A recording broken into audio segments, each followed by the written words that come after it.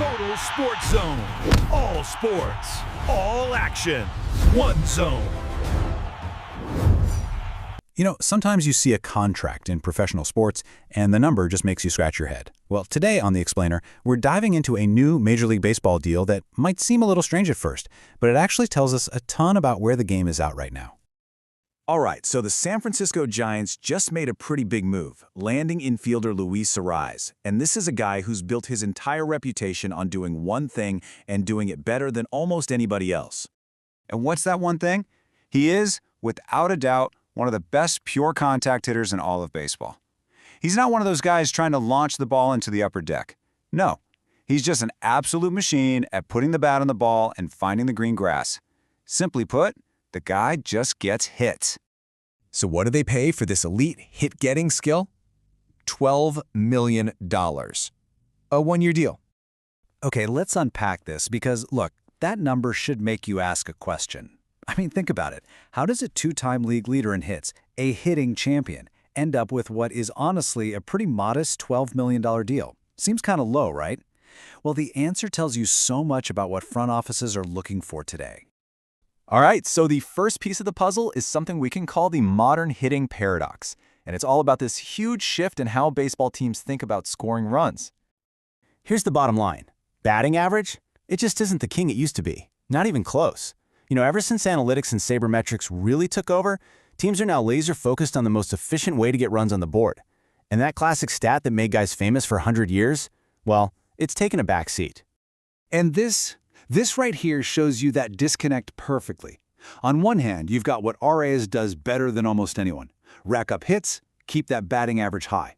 But on the other hand, you have what the modern game pays the big bucks for. Guys who get on base a ton and guys who hit for power. We're talking doubles, triples, and especially home runs.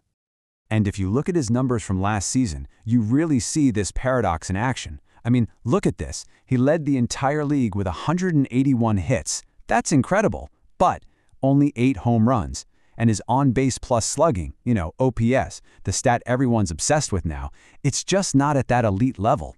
And for front offices that are all about power, those are the numbers that jump off the page. So that combo, it kind of limited his value when he hit the open market. So you've got this mismatch, right? His skills versus what the market is paying for. And because of that, you just didn't see a ton of teams jumping in to start a big bidding war for him. But wait, because that's only half of the story. Okay, so the second piece of this whole puzzle, it has nothing to do with spreadsheets or analytics. It's all about what the player himself wanted. Let's call it the second base clause. So get this. Word is, Arraez actually turned down multiple offers from other teams. And that's a massive clue, right? It tells you that getting the absolute biggest paycheck wasn't his #1 goal. Okay, so if it wasn't just about the money, what was it? What was the one thing he absolutely had to have? The deal breaker. And boom, there it is. He wanted to play second base, period. And that is exactly what the Giants are going to let him do.